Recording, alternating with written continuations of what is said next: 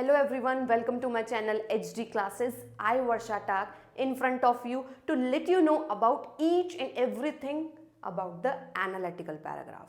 आपको ये पता होना चाहिए जो आपका एनालिटिकल पैराग्राफ है वो 5 मार्क्स का एग्जाम में आने वाला है।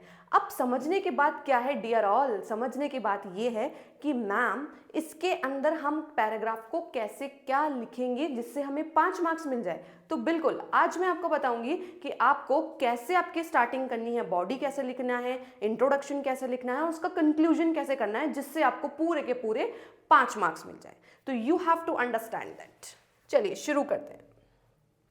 सबसे पहले आता है कंटेंट। कंटेंट आपका आएगा 2 मार्क्स का।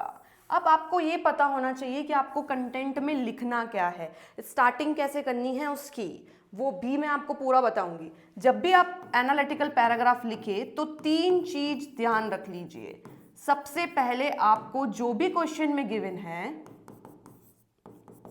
whatever is given in your question, you have to write first of all introduction of that। सबसे पहले आपको इंट्रोडक्शन लिखना है। सेकंड, उसकी बॉडी में क्या क्या पूछा गया है उसकी डिटेल लिखनी है और थर्ड, उसका कंक्लूजन।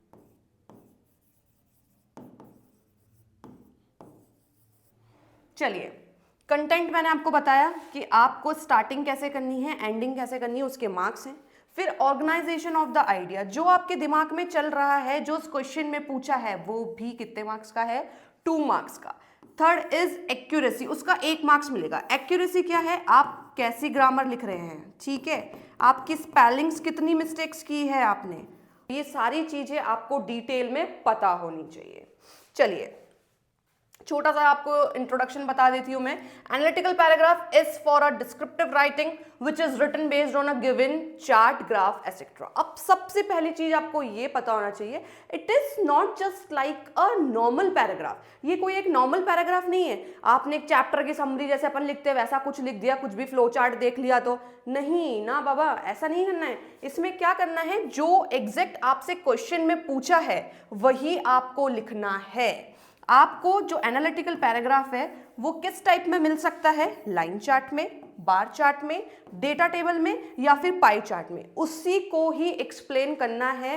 इसके अलावा एक्स्ट्रा आपको कुछ भी नहीं लिखना। अब बच्चों के दिमाग में सबसे पहला क्वेश्चन ये आता है कि मैम 5 मार्क्स का क्वेश्चन है, हमें कितना लिखना है, कितने वर्ड्स में लिखना है। तो टाइम वेस्ट हमें नहीं करना है, आपको एटलीस्ट 80 to 100 वर्ड्स लिखने हैं। एक पेज बहुत है, आराम से आपके 5 नंबर आ सकते हैं। लेकिन वो 5 नंबर कब आएंगे, जब आपको ये पता होगा कि एग्जैक्ट आपको उसके अंदर लिखना क्या है।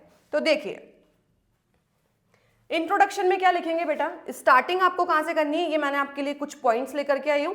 आपको स्टार्टिंग यहां से करनी है, बहुत अच्छे मार्क्स मिलने वाले। The chart provide information about. अब आपके पास जो भी चार्ट गिवन है, अभी जस्ट मैंने आपको बताया कि क्या क्या आ सकता है, लाइन चार्ट आ सकता है, इस टाइप का लाइन ग्राफ आपको देखने को मिल सकता है, ठीक है, बार चार्ट हो सकता है, पॉपुलेशन बहुत ज़्यादा कम है, ज़्यादा है, ठीक है, कहाँ कहाँ क्या क्या है, टेबल के फॉर्मेट में आ सकता है, 2002 में इतना था, 4 में इतना था, 5 में इतना था, इस कंट्रीज के नेम आ सकते हैं यहाँ पर, श्रीलंका, ऑस्ट्रेलिया, अमेरिका, ठीक है। पाई चार्ट में आ सकता है just like a pizza format, है ना, ऐसे भी आ सकता है। तो यही बोला है उसने कि जब भी आप इंट्रोडक्शन की स्टार्टिंग करें तो आप ये लिखेंगे the chart provide information about. वो चार्ट जो है किस बात की इंफॉर्मेशन आपको दे रहा है, स्टार्टिंग आप इससे कर सकते हैं।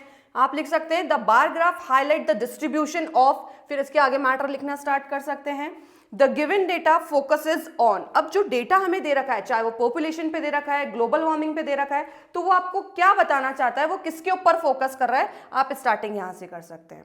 और लास्ट एक चीज और लिखी है मैंने, द पाई चार्ट कंप्राइजेस। अगर सपोज करो पाई चार्ट आ जाता है तो आप यहां से स्टार्ट कर सकते हैं। तो स्टार्टिंग आपकी अच्छी होनी चाहिए, तभी आपको बढ़िया मार्क्स मिलेंगे।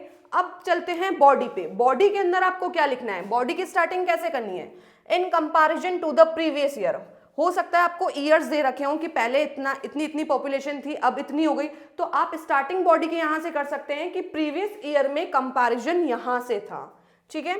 वहां आपको सोचने के लिए टाइम वेस्ट नहीं करना है, जो मैंने सब पॉइंट्स दिए हैं इनको अच्छे से दिमाग में फिट कर लेना।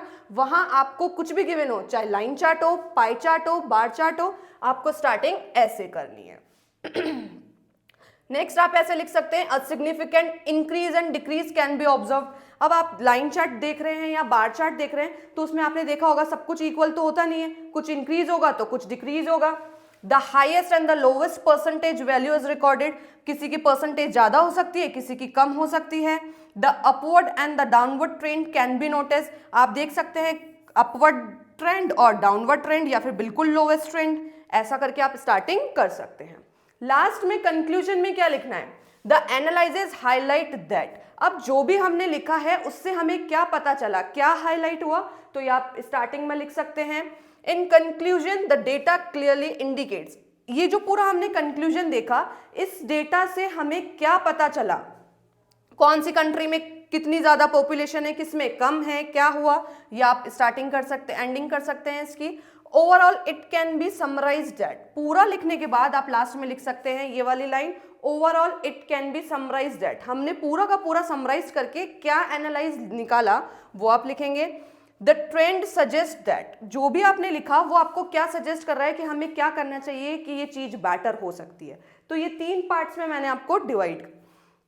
अब बात आती है इंपॉर्टेंट, ये कि ये जो तीनों चीजें मैंने बताई ये आपको पता होना चाहिए कि जो आपका एनालिटिकल पैराग्राफ है वो 3 पार्ट्स में डिवाइड है, इंट्रोडक्शन, बॉडी एंड कंक्लूजन। तो तीनों चीजें मैंने आपको एक्सप्लेन कर दी। ये बहुत इंपॉर्टेंट टॉपिक है, इस अगर आपने ये कर लिया तो आपके 5 मार्क्स बिल्कुल पक्के हो गए। तो 5 मार्क्स पक्के करने के लिए आपको ये पढ़ना पड़ेगा। मैंने आपको स्टार्टिंग बता दी, एंडिंग बता दी, अब मिर्च मसाला लगाना है आपको, लेकिन इतना ज्यादा मिर्च मसाला भी नहीं लगाना है कि सब कुछ गड़बड़ हो जाए। जितना पूछा गया है you have to write only that's it. ठीक है, मिलते हैं अपनी नेक्स्ट वीडियो में। एनालिटिकल पैराग्राफ अच्छे से कर जाना क्योंकि इसमें 5 नंबर होने वाले हैं पक्के।